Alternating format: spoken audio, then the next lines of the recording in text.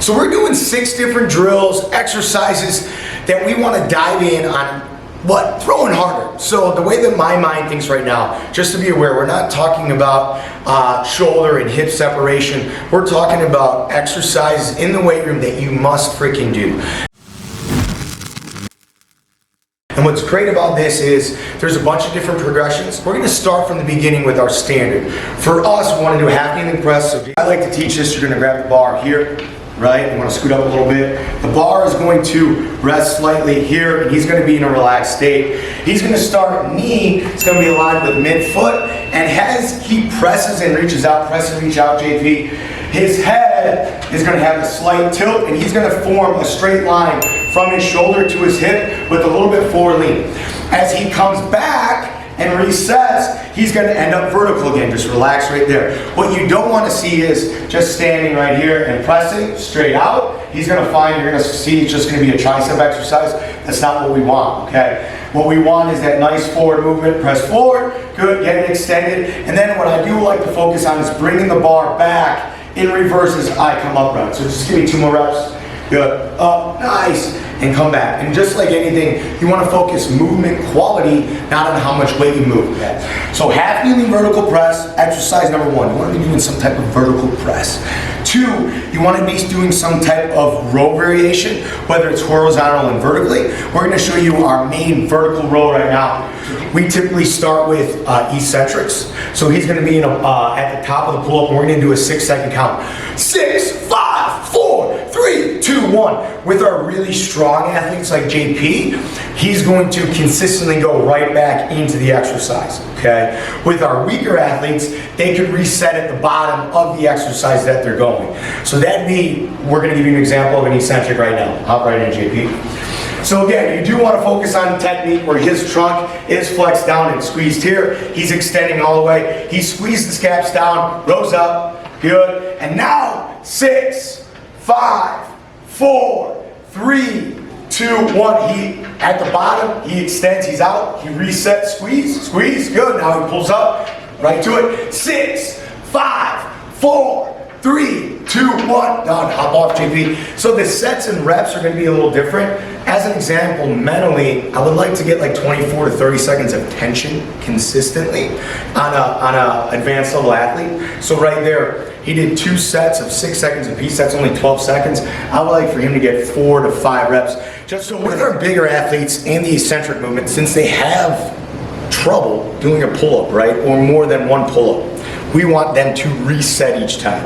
At the camera in this example, even though it's a little weird, they'd be like this, right? So they'd be here, they gotta step up, right? So they start from this position because they're big, they can't do a pull-up. So they're here, boom, tight, 6, 5, 4, 3, 2, 1, reset, hands off, and then they hop back up.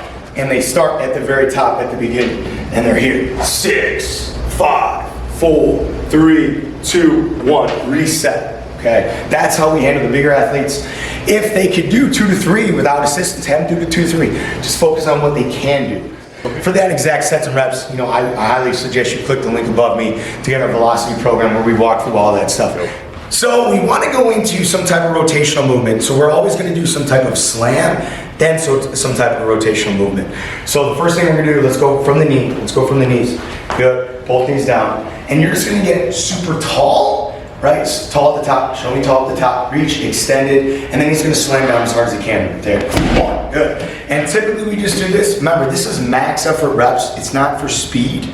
They're doing max effort. And typically we only have 5 of these. Show me one more. Good, up, drive, down, good. And then by week 3, so we usually typically have 2 weeks here. By week 3, we're changing from side to side. So show me a med ball, alternating, kneeling slam, get tall, boom, behind the head, awesome, reset, boom, drive, good. So he would do in this example, our typical sets and reps are 3 reps right, 3 reps left, or you do 1 right, 1 left. And then as JP's showing you right now, we do progress into a half kneeling. But that's some type of box that you want to check, slams. Secondly, we always have to be doing some type of rotation, right? So either if we're in this hip with the shot put, we're in this hip with underhand, or we're side facing with the shot put, boom, and driving, leaning into this hip, popping the hip through, shot put or side. There's a lot of friction sometimes, as you see in my weight room. I don't have a wall that you can throw to, right? So the way that I typically do it is I stand with the athlete. He's gonna stand over there. We're a good 5 yards away. So lean in, so for this exercise, we are gonna do a side toss, and you're gonna do a front facing here. I want you leaning into that hip. So go towards this, just like you were. Good. Lean in the right hip and then just toss it. Good. Hop. Good. One. Nice. Reset and go. Good. Drive. Two. One more. Go. Come on. Into it. Drive. Good. Other side. Good. Stepping over. Good. Boom. Drive. Hop. And remember, left is always weird. Come on. Good. Nice. Back. And I'm not doing the exercise. I'm just bringing the heat back. Nice. Reset. Good. Come on. Sit. Come on. And remember, don't worry about being perfect there.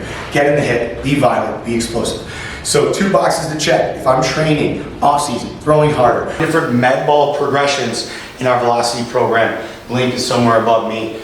It takes you through the step I mentioned: slams from kneeling, alternating, half of the kneeling. Click the, there's going to be a pin comment in here. Make sure you click that pin comment for our velocity program to take out the guesswork. Season, we're talking lower body exercises. Everyone knows you should be trap bar deadlifting. Like I just mentioned, there's a video on top of how to trap bar deadlift, feet underneath the hips, like the lats, back and down, squeeze, baby. Watch that video. That'll check all those boxes so you know how to trap bar deadlift properly. The value I want to provide in this video is the ways you should be doing it. 1, you should be lifting freaking heavy, right? But you don't want to get ahead of yourself. It's always movement over maxes. You want to make sure the movement is locked in. Then the second variation is light and fast, the dynamic, like an 8x3 for speed between like 50 to 70% of your max. Some of those times you're going to add chains. Some of those times you're going to add bands, right? And then where I find kind of the sweet spot in between that heavy day is that you are going to be deadlifting till near failure for an AMRAP set at the end. So as an example, say if you have, 5 sets of 3 and you have 3 working sets between 89 and 92% for 3 reps, right? That would give like 9 total working reps. At the end of that, I like to drop down to somewhere from like 65 to 70, 75%. That's kind of like my sweet spot where you have great technique and you can let it rip for 10 to 15, sometimes 20 reps, and you have that constant tension on the muscle to ensure growth. I think the trap bar deadlift, when progressed properly, is a fantastic freaking exercise to learn how to train properly, and put on freaking massive gains. Talking about the single leg variation, we just talked about the trap bar deadlift. You're gonna see a ton of single leg movements in your off-season program. The way that we like to progress and start, we're just gonna go in that split lunge position. Good, super basic, right? So knee is aligned with the ankle. This is gonna be more hamstring and glute focused. And if you're doing body weight, you're just going straight down and up. Show me, touch, nice. And of course you can add a plate going straight out. You can have dumbbells right here, right? You could even be underneath a bar, right? That you're just doing from a front position. You could have kettlebells here. This is really the basic starting position of our single leg development. The second thing that we like to do on the second day of training, or at least once a week that we're doing, is we do like to have the knee over the toe, where the hands are on the hips, and he goes forward, right? And he's under control and he bounces back.